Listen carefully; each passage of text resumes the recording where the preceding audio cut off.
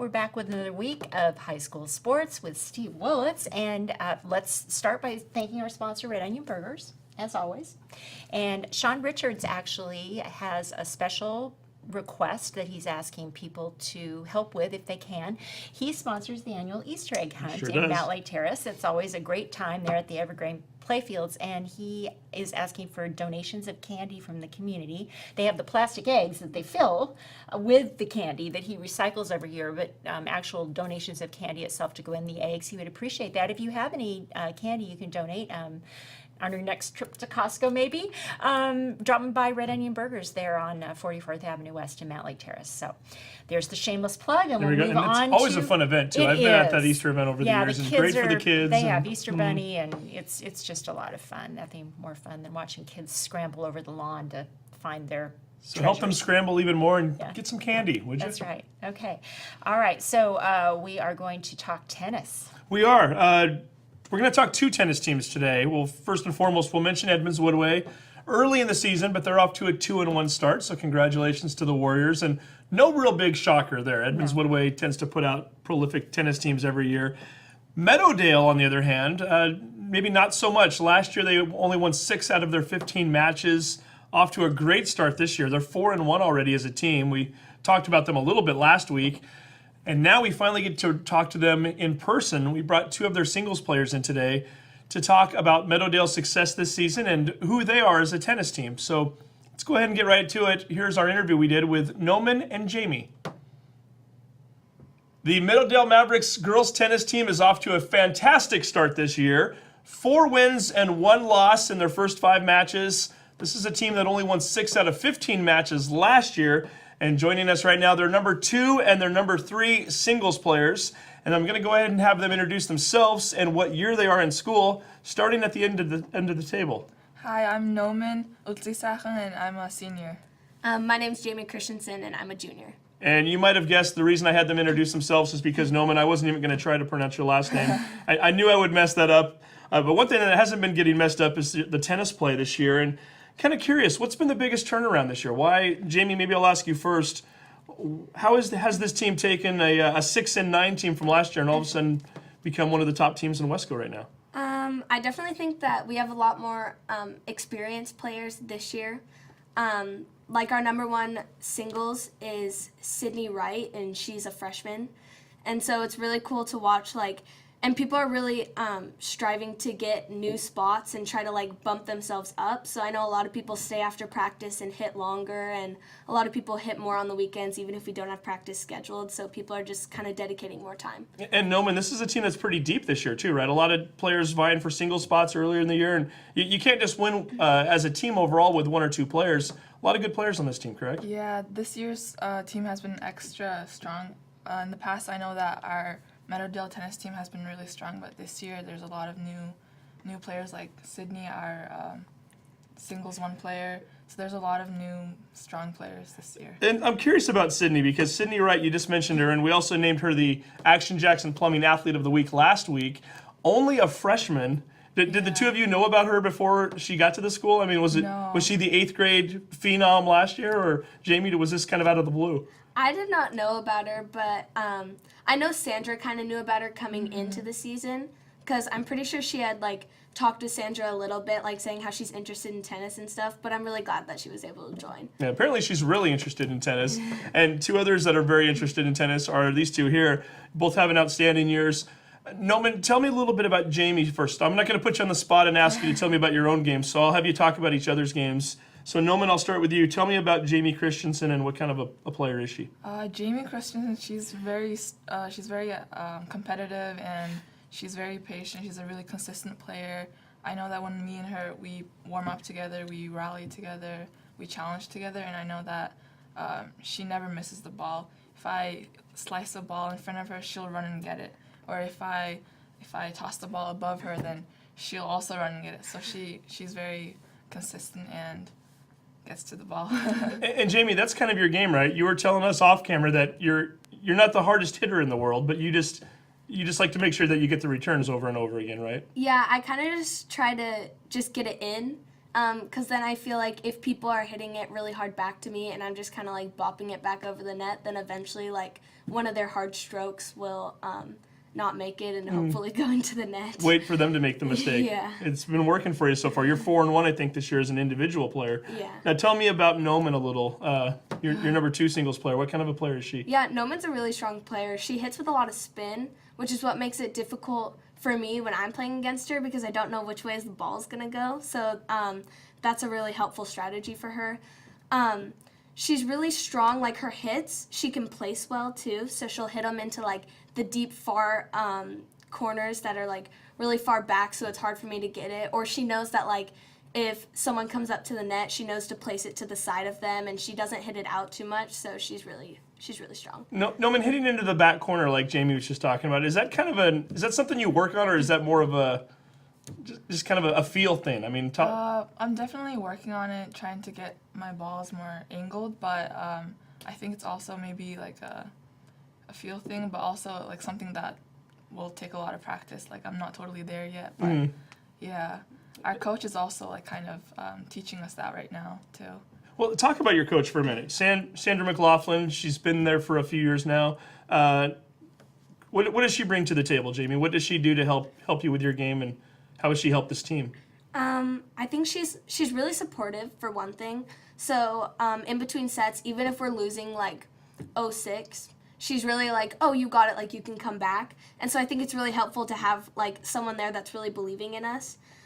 She also does things so we have like little things that we'll remember certain skills. So like we do like windshield wipers, which is a way to know to like do your follow through and kind of get some top spin on the ball. So she just she makes it easy to teach and makes it easy to learn from her. And Nomin, you know Coach Sandra's daughter a little bit too, right? Oh, She was yeah. your doubles partner a couple years ago, is that right? Yeah, she was my doubles partner, and I know that she was really helpful.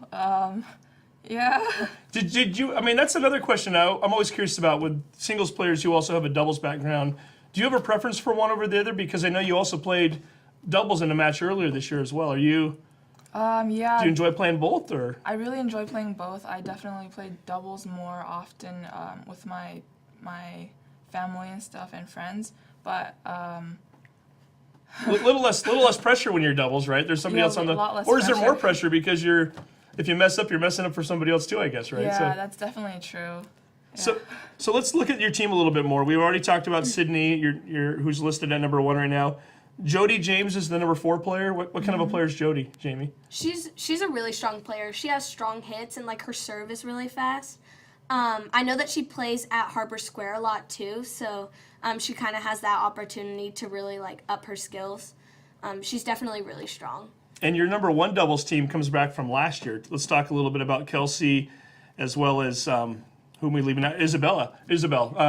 Talk a little bit about the doubles team, the number 1 team, Nomin, and what they've been up to this year. They're really aggressive.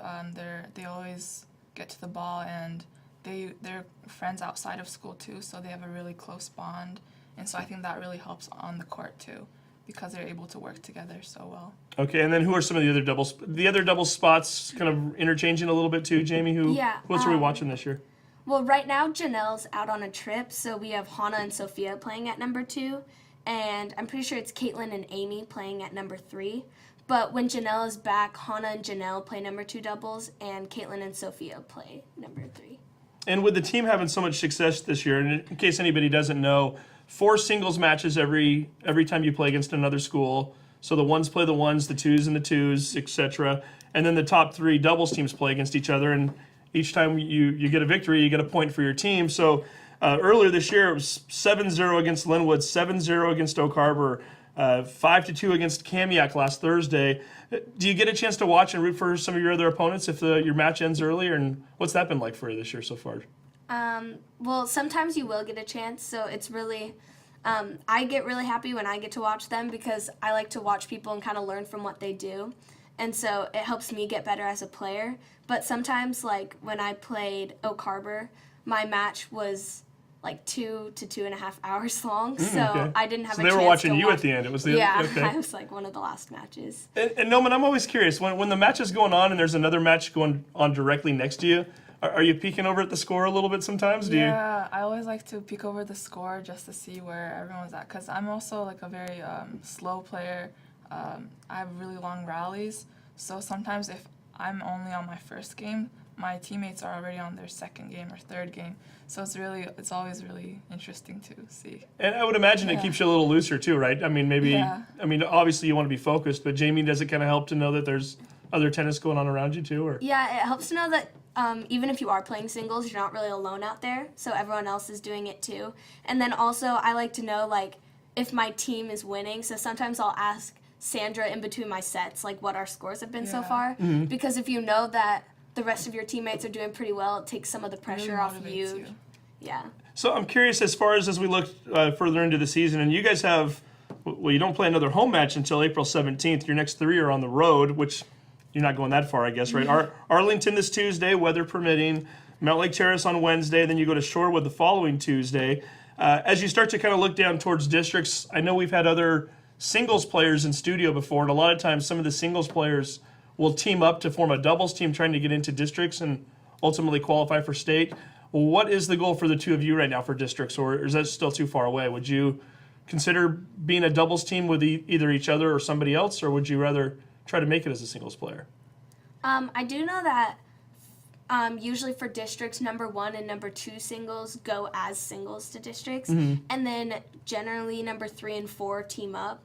I would be fine for either. I think I'd have a better chance of going farther if I teamed up as a double with another singles player. But yeah, I guess we'll see. Yeah, and Nomin, is that something you've even thought about at this point, or are we still too far off? Yeah, I think singles players playing as doubles partners, those are always great. Like I remember in my 10th grade year when my our team went to districts, me and Isabel, our current doubles player, we teamed up to be doubles partners, and we did well.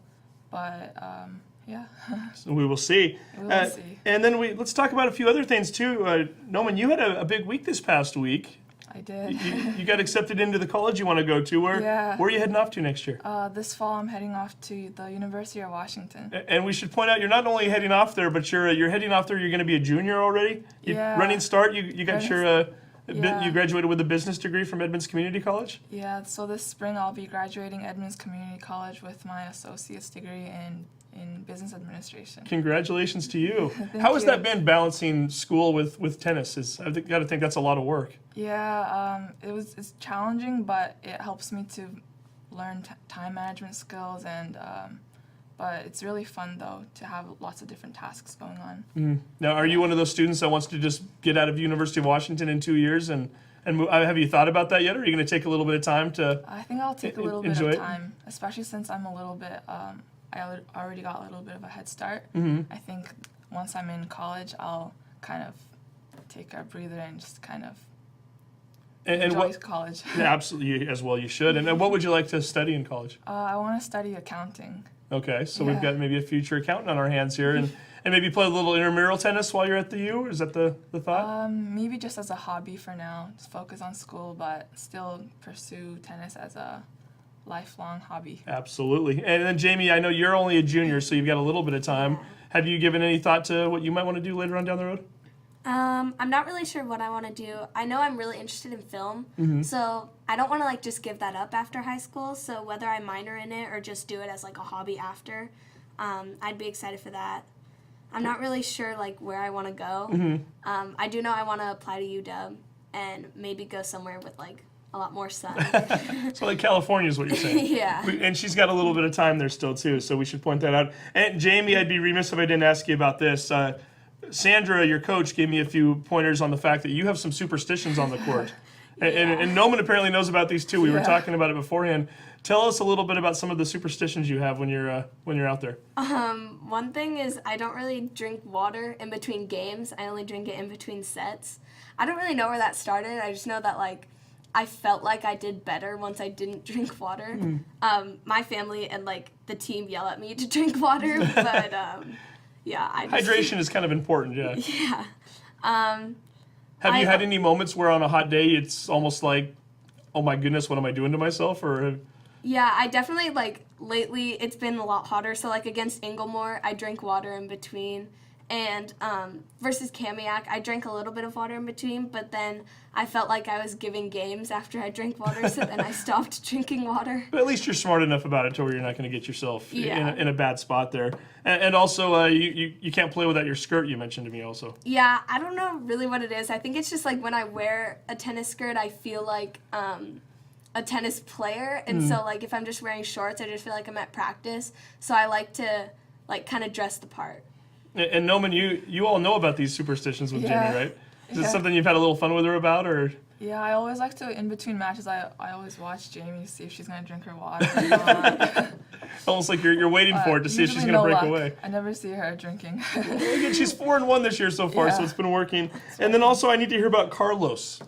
And Jamie, this is something you know a little bit about, right? Yeah, Carlos was kind of part of my superstitions last year. So And Carlos isn't a person. no, it's a tennis ball. Tennis ball, okay, That here we we go. wrote the name Carlos on. Okay.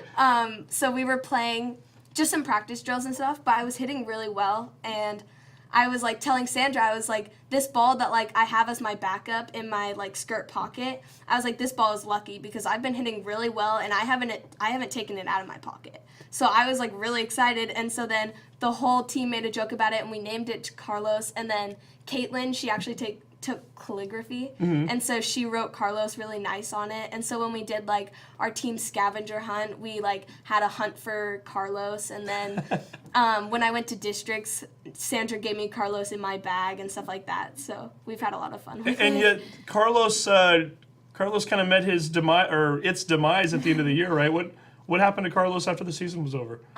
For Sandra's coach's gift, we framed a photo of the team, and then I cut up Carlos around the seams of the tennis balls, so then it was just his name, and then we kind of like pinned it into the shadow box. So Carlos has been cut up and distributed, and now there's a new Carlos. Is that right? Yeah, we wanted to incorporate Carlos with the whole team, JV included, and so when me and Caitlin did these like varsity buddies thing with JV, where we kind of have a group with JV and varsity, so we're all one team instead of like two separate ones. So then we explained Carlos, and we told them kind of the story behind it, and we wrote, it doesn't have the same meaning because it's not the same ball, but like it's cool that the tradition's kind of living on. Yeah, we will see. Who knows? Maybe in 20 years from now, we'll still be looking at back on this video, and Carlos will still be at Meadowdale. We will see how that plays out. And then also wanted to talk to you both about some other sports that you partake in. Nomin, I understand you're quite the table tennis player. Oh yeah, my brother backstage, he's my table tennis. And let's give a shout out to your brother. He's also Yeah. kind of helps you, coaches you too. What's his name? His name is Chimid, and he's kind of my table tennis coach. Yeah. And he mentioned that you give him blisters because you hit the ball against his skin so hard. Oh yeah, like you hear that loud snap, and that's his skin. And you said that's kind of a goal, right? I mean, that's the goal, That's but- going to be sounds like you're a heck of a player then if you're able to do that to people. Is that kind of are you a power player on the table tennis? Oh yeah, power player for sure. Yeah. And you play tournaments through your community too? Is that correct? Yeah. I have a Mongolian community in the Seattle area, and our community always comes together to organize tennis tournaments and volleyball tournaments, and yeah. And table tennis is your game. Table tennis is my game. There we go. So do not mess with her on table tennis.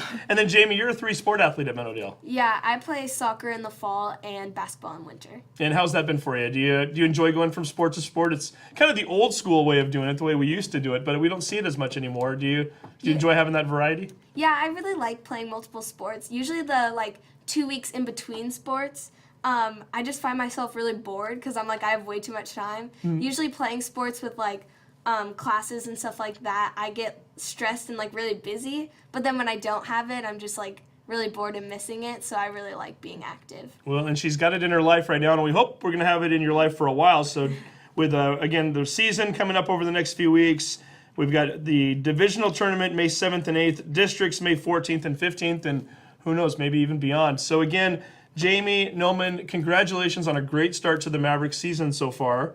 And best of luck to not only the two of you, but your teammates. And hopefully we'll be talking about Meadowdale for quite some time to come.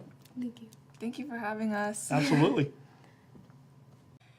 once again, an example of talking to these students who are achieving so much, and to already be graduating with a business degree and accepted to the UW and not even out of high school yet. She's going to be a junior next year already in college. No, it's incredible. Well, good for her. And For some of us, it takes like 3 or 4 years after high school to become juniors in college. That's She's right. already there. It's impressive, yeah. And we see these stories every week with these kids. They're amazing on and off the field. So congratulations to all of those who make those successes happen, and their parents. So we're going to move right along to, there's a track joke in there somewhere, and it's not coming to me, but let's talk track. We are going to talk track. It is that time of year as well, as the track season kicked off last week. Might be a joke there with the kickoff thing too. But we did have one of the track teams come in this week, the Lynnwood Royals. We had 3 of their athletes come in. They had their first meet on Thursday over at Edmond Stadium. They were going up against Shorecrest as well as Mount Lake Terrace. So we thought we'd find out what the situation is over there and kind of get a better feel for who Lynnwood is this season. So we brought in 3 different athletes from 3 different grade levels who all basically do different events out on the track. So here's our interview that we did with them earlier today. With spring comes track and field, and the Lynnwood Royals had their first meet of the year last Thursday. And joining us right now, 3 of the members from the Lynnwood Royals track and field team. We're going to start at the end of the table here. We'll have you introduce yourself, what year you are, and which events you participate in. I'm David Weitkamp. I'm a senior. I throw javelin, run 4x1 and the 100. I'm Nate Johnson. I'm in 9th grade. I do high jump, disc, and jav. And I'm Eya. I'm a sophomore, and I do the 1600, the 4x4, and long jump. So we have 3 different grade levels here represented, and 3 different athletes who participate in different sports out on the track and in the field for that matter too. And David, I'll start with you. You're the senior here. First meet, your senior year, you go out and you set not 1 but 2 personal records the other day. Kind of a big deal. You don't always see that early in a season. You start to see people kind of ease their way into the start of a track season and start to get those times down and distances, increasing or getting a little bit quicker as the year progresses. But you go out and you PR right away. I mean, talk a little bit about Thursday for you, and has that just been off-season regiment, or what got you to your PRs? Yeah, well, this is my second year of track, so last year was more getting my feet wet and learning what I'm good at and what I can really excel in, and this year was more taking those certain events and really working in the off-season and practicing form, technique, and just getting everything down so this first meet I could really start off on a good foot. And I think your 100 was 11.33, if I recall correctly. Alex Wynn, one of your teammates there, finishing first, you took second. You're catching up to him a little bit there. Can we expect to maybe see some good battles between the 2 of you this year? Is that the plan, to kind of push each other? And I don't think so. He- No, whenever he's up there. whenever I usually improve in time, he improves too. So it's like I'll go say like an 11.2, he's probably gonna go a 10.9 like last year. So he's a fast kid and he's got really good form. So And what does it mean for the 2 of you to have each other? Because I've got to think he makes you better and vice versa too. I mean, when you're out there and somebody's pushing you a little bit, does it make it a little more? yes, it's a good friendly competition. I think during practices and meets to kind of push each other to get better. And it also helps when it comes to things like 4x1, whereas, say, both of us are working together to get not only ourselves faster, but the team in general faster. And Nate, I was going to talk to you for a minute here because you surprised me. We were talking before the camera started rolling. You said you were nervous before your first high school meet. I would not have guessed that, because we should point out 3 schools represented, and yet you went out and you won the high jump with a jump of 5 feet 8 inches. If you had nerves, you weren't showing it. You got the job done out there. Talk a little bit about that. What's the difference between a track meet at middle school versus a track meet at high school? Oh, yeah, I don't know. Like, at high school, it's a lot of just running around, like... Between events, right? Between events, like, getting called back and forth, and then, like, it's just scary coming back, because, like, you don't know if the person next to you is gonna, like, pull something out and just, like, perform, and if you're gonna, like, choke.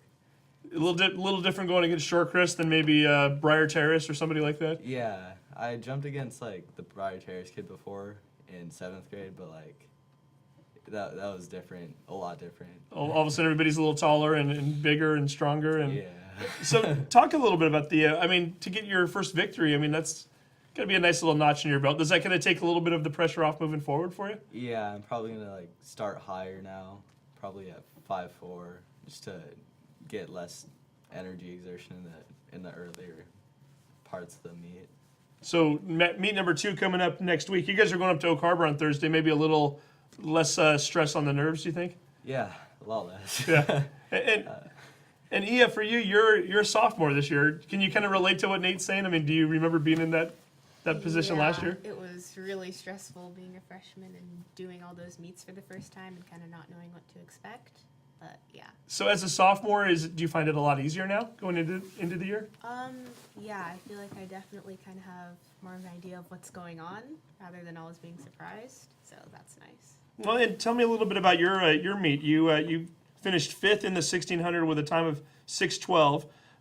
Not a PR, but on the positive side, I went back and I was looking at some of your numbers last year on the season opening meet. You trimmed 13 seconds off of that. So nice start to your season. I've got to think you're feeling pretty good right now. Yeah, definitely an improvement from last year where I started. So I'm hoping I can trim a couple more seconds off of that time. And you have pretty lofty goals, you were telling me. So you're planning on trying to get those numbers way down. What kind of goals do you set? Do you tend to set a lot of time goals for yourself, or do you? Usually at the start of the season, I kind of pick like a goal that seems kind of out of reach, but it's kind of like motivation to really work hard throughout the season and try and reach that. So, yeah. Very good. We should point out you guys are going to be up in Oak Harbor on Thursday, taking on Snohomish and Oak Harbor, and then the following week you go to Bellingham. That's going to be on a Saturday, and with a number of schools there. And Nate, for you as a freshman, this is a new world, right? You're used to going off short drives around to other middle schools. Now all of a sudden you're looking to go in some of these longer distances on bus rides. Are you kind of excited for that experience? It's going to be a lot of new stuff. I think it's great, like getting to like know really everybody on your team. So, it's going to be fun. Well, David, you've been through the bus rides. You 3-sport athlete, or I should say 4-sport. You've played A lot of uncomfortable naps on the bus seats. Is I that would what it say is? Yeah, like those long bus rides, you need to find that right position, and then you doze off, and then you wake up, and it's either a really good nap or you regret taking it in the first place because now you're just really tired going into your sporting event. So the do bus you ride look is forward to them, or are you? Yeah, honestly, nap times are great, but it's all about, I guess, how you take the bus ride. If you really, because like that long bus ride gives you time to either get in the zone or just kind of fall out of it and say, I don't really want to do it today. So you need to have the right mindset just that whole day period going into the track meet. That's just with any sport in general, is you always want to have the right mindset beforehand to perform the best you possibly can. We talked about your running PR a little while ago. Talk a little bit about the javelin and how much time and effort you put into that, because so much of that is form and working on your run up to throw it and everything else. And it's not just a matter of going out there and seeing how far you can throw something. And you've really improved over the last couple of years on that. Talk a little bit about It's your taken a goals for the lot javelin. to get rid of the baseball and football throwing form and really take the javelin, because those two throwing forms are not similar. So one doesn't help the other necessarily. No, which is very surprising because you'd think so since it's throwing, but it's a lot different form throwing a javelin, so you can make it go through the point and actually fly through the air. So that's what really was my main focus last year, is just getting the right form, period. And this year is more taking each segment of the throw that I've kind of perfected the form on or worked on it a lot and meshing it together to one big, fluent motion that really takes the javelin further than I could before. Now you're a senior, so do you think this is something to where, and again, you're already thrown into the 150s, which is, it's an outstanding throw right there. Do you think you can take it to another level still with another month or two of practice? Or I think I could take it way further. any goals for that, or do you try not to put any extra pressure on yourself? I want 160s, and if possible, I want to hit 170 this year. Okay, and then we should also mention you're part of a relay team as well. A relay team that came pretty close to going to state last year. That's the 4x100. Talk a little bit about some of the other guys. We mentioned Alex already. Who are some of the other guys that are going to be running relay with you? We have 2 guys from the football team, our starting running back, and I believe And that would be? that would be Daniel Tran. He's our anchor, and then we got a new first leg. His name's Adrian Morgan. He is our, I don't quite remember what position he plays in football, but he also played slot receiver. But he's a really fast kid too. So I think more this year so far was focusing on, because me and Alex are still in the same position as last year. We didn't change. I'm still second leg. He's still third.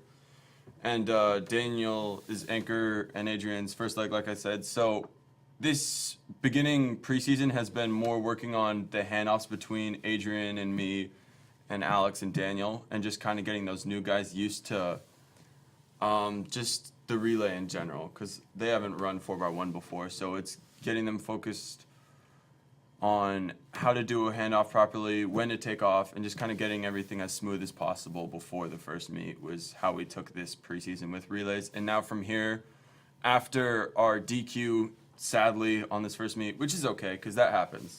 It's a learning process. So we're Disqualified because you dropped one of the, they Yes. dropped the handoff, right? Yeah. Okay. Well, we didn't drop. It's just we got it off too late and we left early. So, but that's not hard to fix. It's just changing the tape marks and, yeah, it's just it's a couple steps difference, and we've got it down perfectly. But it sounds like the speed is there if they can get all that done. Oh, the speed is there. Okay.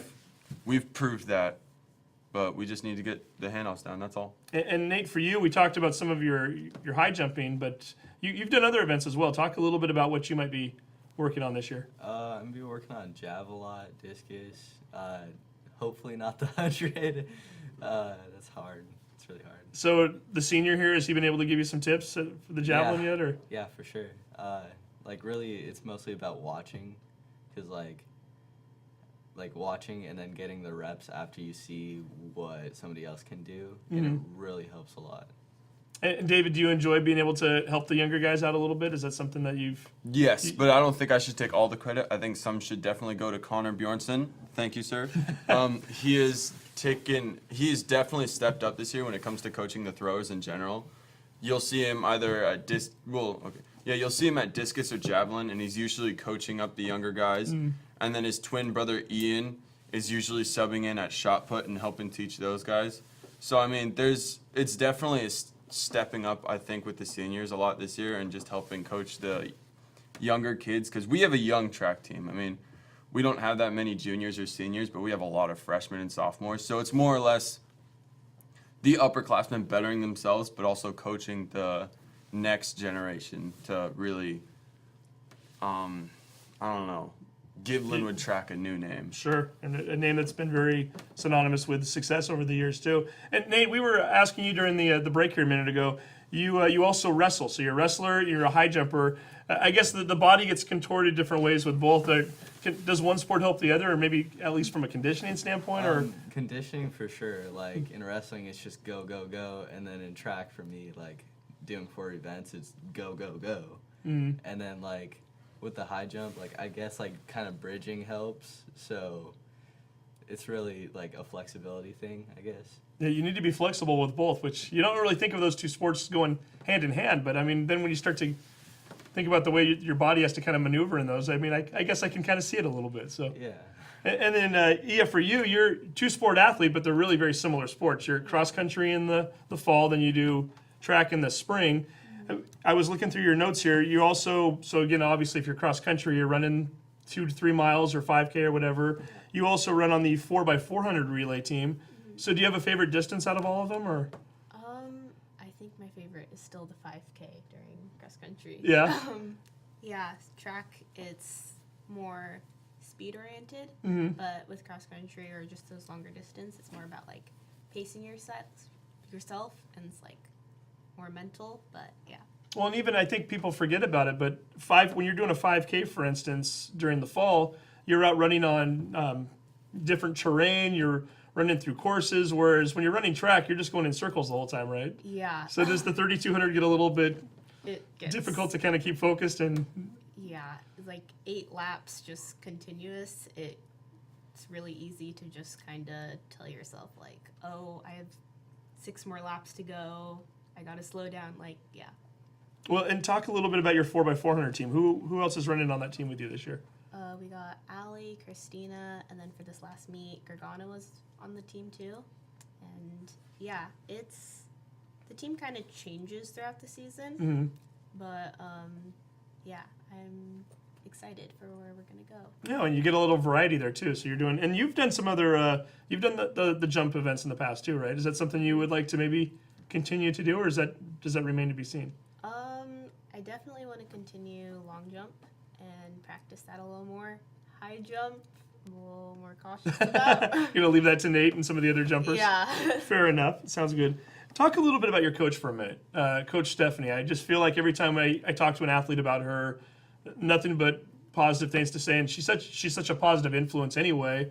And with her experience, both as an athlete at Lynnwood and also having been a part of that scene for so long, and maybe, yeah, I'll start with you because she coaches really your events probably more than any, I would think. She was a great distance runner herself. How is that having her on the staff, and how has she helped you a little bit? She's such a great coach. Like, she always has great tips and pointers on just like what to do throughout your race, and she's always there to like really cheer you on. And, And she's not the only one that's coaching distance runners, though, right? Who else is helping? Coach Katie, she's, I think this is her first year coaching track. But yeah, she's really sweet too. She's also a distance runner, and so yeah, it's really cool just to see those two work together and help out our team. And then for you, Nate, what about the jumping events? Do we have anybody else helping to coach that? Yeah, Coach Kellogg, she's pretty cool. She cares a lot, and she's always at practice there to help, and that's really all that you need for a jumping coach. And does Coach Stephanie still come over and give you guys a lot of encouragement and check on you from time to time? Yeah, but for me, like Coach Stephanie, she doesn't really like coach me directly, but she really helps with like the recovery days and getting better like after the meet. She knows what she's doing. Yeah. Yeah. And we already talked about the Bjornsons a little bit, but who else is helping you guys over there on the... Coach Herzog, he's a young coach, but he definitely knows what he's talking about. He's had the proper resources to really, I'd say, better his learning on javelin through the years, because he has a passion for javelin. He's gone to clinics run by the best throwers on the planet, like, Thomas Roller, Vetter. These names probably won't ring a bell for you, but they're like Germans, top throwers, and they've won world championships countless times. And so he knows what he's talking about, but he's also got that older brotherly vibe. So, you know what I mean? So it's like, it's a closer bond between the throwers and him, which makes it just more fun in general. So not only are we throwing better, but we're also having a better time while doing it. So great. So a lot of excellent coaches on the staff, as well as Coach Stephanie, and a lot of great athletes too. It should be a fun year. I did want to mention a couple more things here as far as academics. David, I know you were just in the studio here about 3 months ago as a member of the swimming team. And at the time you mentioned that you were looking at Wazoo. Is Washington State University still in your future? Yeah, I'm touring this upcoming weekend, and yeah, I'm gonna... Any ideas what you want to study once you get there? Architectural design is still the plan, Okay. but I also am looking at this point into possible walk-on for track, just because I enjoy it so much that I don't think there should be any reason why I should stop. And it doesn't hurt to try walking on. If I don't, then I don't. Keeping your options open at this point. Yeah. And then, Eya, for you, only a sophomore, but it sounds like you already have some ideas as to what you want to study down the road. Yep, looking into forensics, and I'm hoping to maybe study that at UCLA Okay. or UC Davis. And it sounds like academics are very important to you, too. Something you work very hard at. Yeah. What's the balance been like for you with track and field? And It's keeping your grades up. definitely been difficult because I'm trying to maintain a 4.0 throughout my high school career, and sometimes it gets hard with the sport on the side, but it's definitely manageable. But so far, so good. You've got the 4.0 going. Excellent. And then, Nate, for you, you got a few years left, so we won't even put you on the spot here. So just enjoying high school for the moment, right? Yeah. So again, we've got a senior, a sophomore, a freshman, 3 athletes all participating in Lynnwood track and field. And David, Nate, and Eya, thank you all very much for coming in today, and best of luck to you in the Royals this season. Thank you.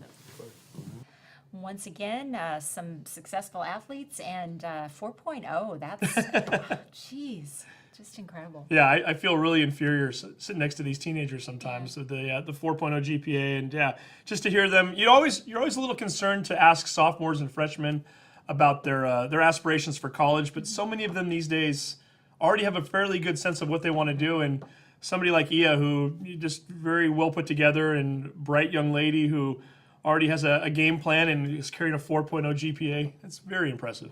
Yeah, it really is. Well, and we have another track athlete to recognize. We do. One of their teammates is going to be our first Action Jackson Plumbing Player of the Week, Kristina Savankova, who won the 1600 and the 3200, both events at that aforementioned meet last Thursday. And for doing so, we're going to go ahead and present her with our Action Jackson Plumbing Player of the Week t-shirt, so we'll get that out to her.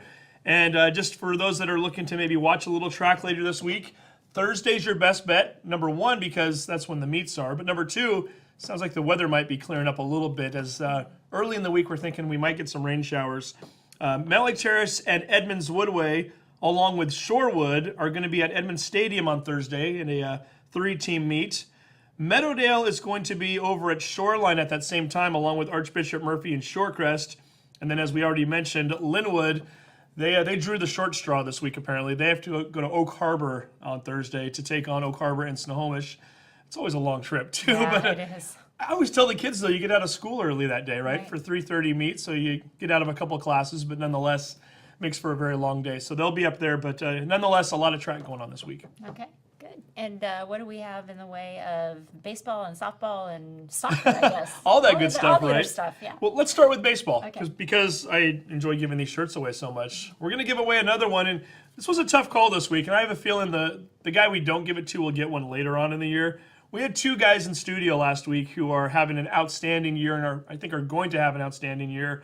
We're going to give the shirt to a Lynnwood baseball player by the name of Josh Latimer, who was just in that very seat last week.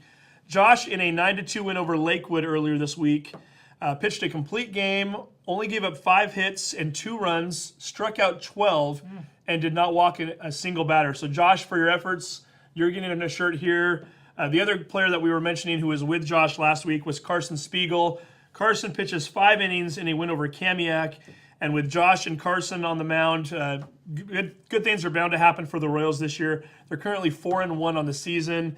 And it's a Royals team that we talked about last week in studio with the guys. And I have a feeling we're going to be talking about them plenty more to come over the next month or two. They really look good right now. Yeah, that's really great. And we'll mention a few softball notes too. Softball, a little bit of a rough go for some of our local teams so far. Lynnwood did pick up their first win of the year on Monday with a 6-1 victory over Mariner. That's the good news for Lynnwood softball, and unfortunately I have to mention them again now on the other side of the coin, because Mount Lake Terrace also picked up their first win on Friday, and they defeated Lynnwood 19-1. Mount Lake Terrace, who's played a very tough non-conference schedule thus far, getting their first victory, and certainly not their last. So we'll keep an eye on the 4 softball teams as we move forward. No doubt Edmonds Woodway and Meadowdale, who I believe had an extra inning game earlier in the week that Meadowdale defeated Edmonds Woodway in. Both those teams are always perennial powerhouses in the league and always vying for district spots, or in Meadowdale's case, a lot of state tournament berths. So we'll continue to watch them as the season goes along. And then you mentioned soccer too. And once again, it's the Meadowdale Mavericks. Yeah. They are looking really good right now. 3 in-league victories this past week, 3 out of 3. And they defeated Everett 5-0, Stanwood 5-0, and Shorewood 1-0. And yes, for all you soccer aficionados, I know it's nil, but we're going to say 0 there for the sake of time. So they outscored their opponents 11-0 this week. 3 victories. They're now 4-0 on the season in league play. They're 5-1 overall. And the Mavericks look like they're definitely going to be a team to reckon with this year. They're going to be at Snohomish this Tuesday night. And then they've got a home game at Edmonds Stadium on Friday night against Marysville-Pilchuck, a team that had a very good run last year. So certainly if you want to get out and see the Mavs, you might want to do that. And another soccer note, Mount Lake Terrace is also 2-1 in league play so far. So we'll see how they continue to improve and see where our soccer teams go this year. Golf, we'll throw a little golf your way. The Meadowdale girls defeated Shorecrest, Lynnwood, and I should say the girls and the boys. Both played in a 4-team meet last week, or a contest, and the boys and the girls both coming out with victories in that one. And the Edmonds Woodway girls, in 2 different matches over the course of the week, defeated 5 different teams without losing at all. So certainly some of our golf teams doing well. And then let's wrap it up with a little dance and drill talk. Oh, yeah. The state tournament was taking place, or the state competitions took place at the Yakima Sun Dome over the weekend. And we had 3 different teams there. We had Meadowdale, Lynnwood, and Edmonds Woodway. And not an easy thing to place in. You've got, depending on your category, 10 to 20 teams in a category. And generally speaking, only the top 3 or 4 usually get placement or walk away with any kind of trophies. And Edmonds Woodway took 3rd in the military category. So congratulations to the Warriors dance team on having a little success over in Yakima over the weekend. Oh, that's great news. Yeah, so there pretty much is your weekend sports in a nutshell. Yeah, well, there'll be a test later. Yeah, that's good luck with that. Yeah, thank you, Steve. So we hope that you get out and support your local teams and check back with us next weekend. We will have scores and athletes and coaches to talk about, and have a great week.